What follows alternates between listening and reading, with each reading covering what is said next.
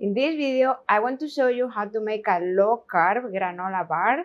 It's really simple because it takes only 20 minutes and you don't have to bake it.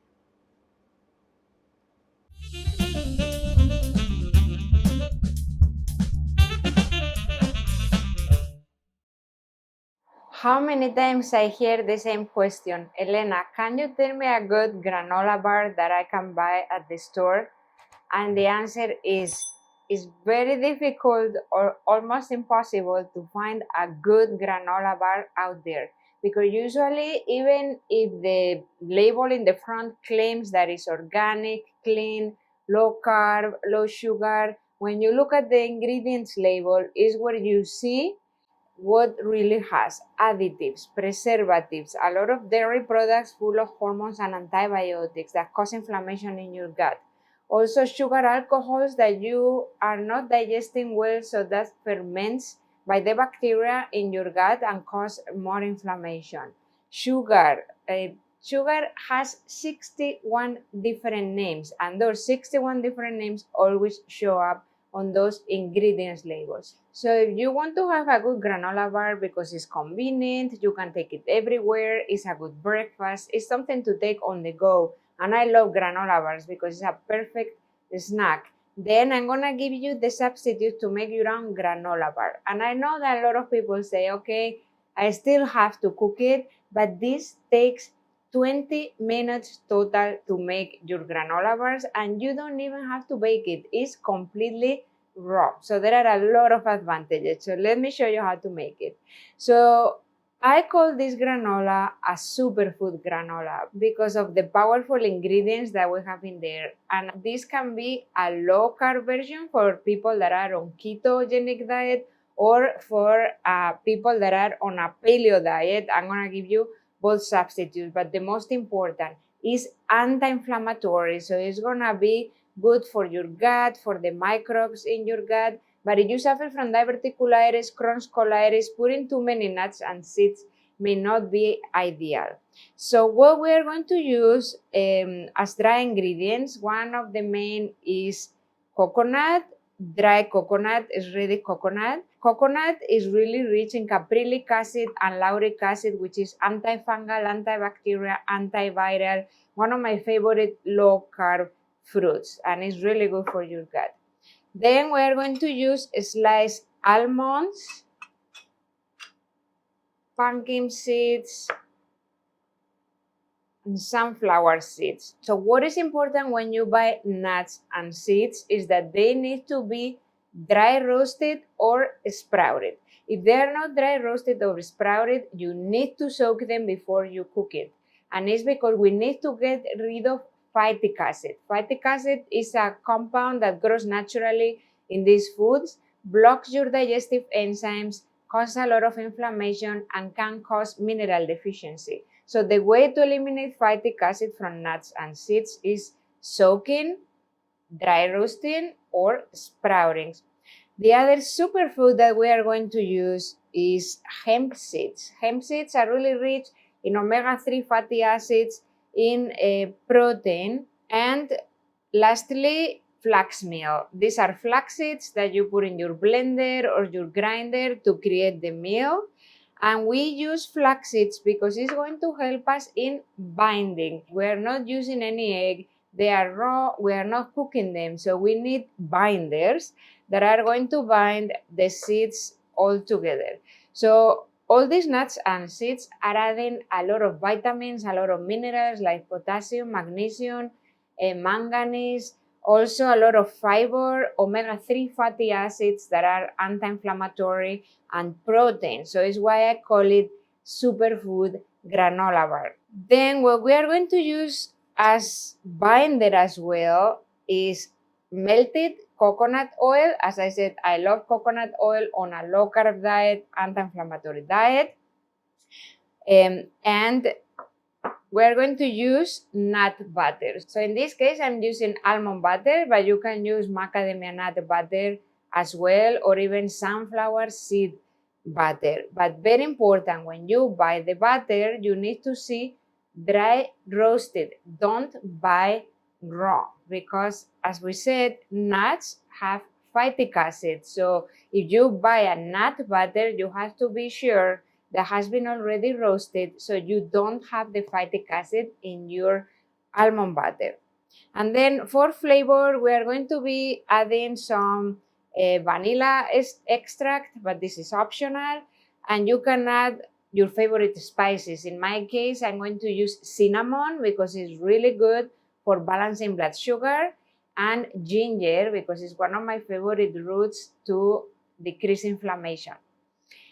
And I do like the granola bars like this. I don't need to add any extra sweetener, but if you like them sweet, if you are on a ketogenic diet, the sweeteners that you can use is stevia or monk fruit. They have zero glycemic index.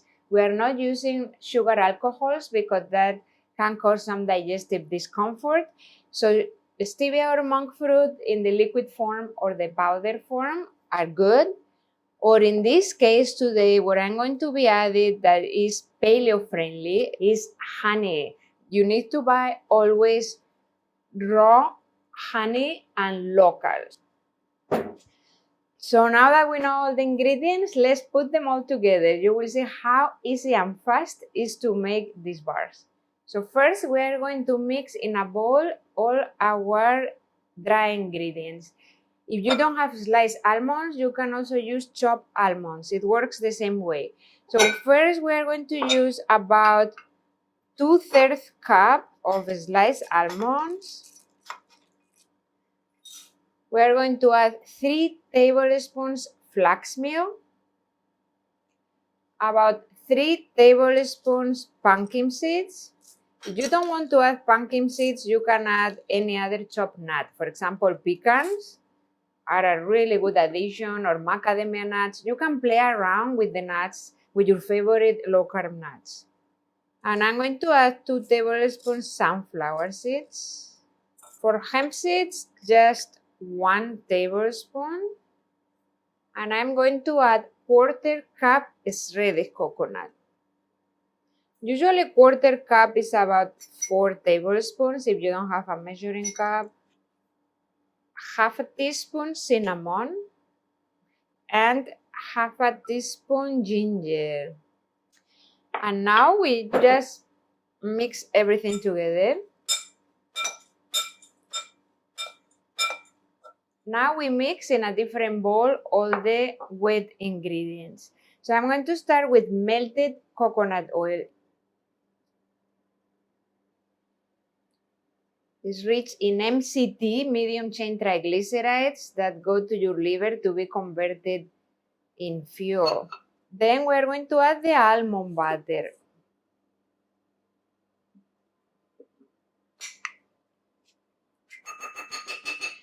Then if you are following a ketogenic diet, you can use stevia or monk fruit. If it's in the dry form, you put 1/4 teaspoon of monk fruit or stevia extract. If it's in the liquid form, you put 1 teaspoon of liquid stevia or liquid monk fruit. In this case, I'm gonna make it paleo, so I'm going to use honey. 1/4 cup of honey.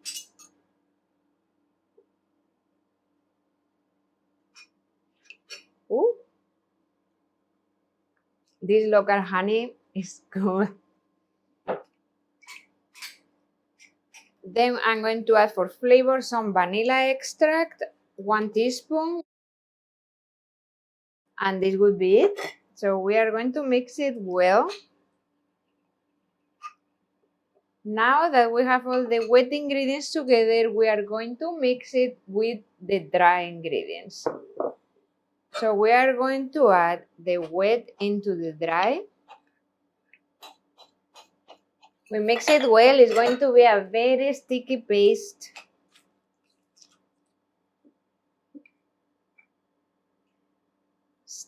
So now we are ready to put it in our mold. And I usually use a loaf pan, a baking dish that is about 5 to 9 inch. And I cover it with a piece of parchment paper so it's easier to unmold it after. We're just going to pour the ingredients in here.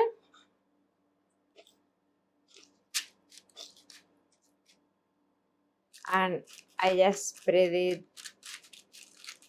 And I'm going to add some extra sliced almonds like this, just for decoration on the top. You can add cranberries, you can add low carb chocolate chips. That's a hint. You can add the chocolate chips on the top, you can add them inside whenever you are preparing the mix. You can add the ready coconut on the top. I'm going to add some ready coconut. And now what we do to bind it and settle the paste, we are going to put it in the freezer for 30 minutes.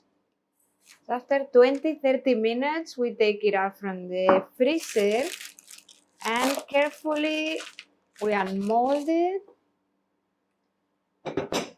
Slowly, we are going to remove the parchment paper. Looks good. And now we cut it more or less like 7 to 8 granolas.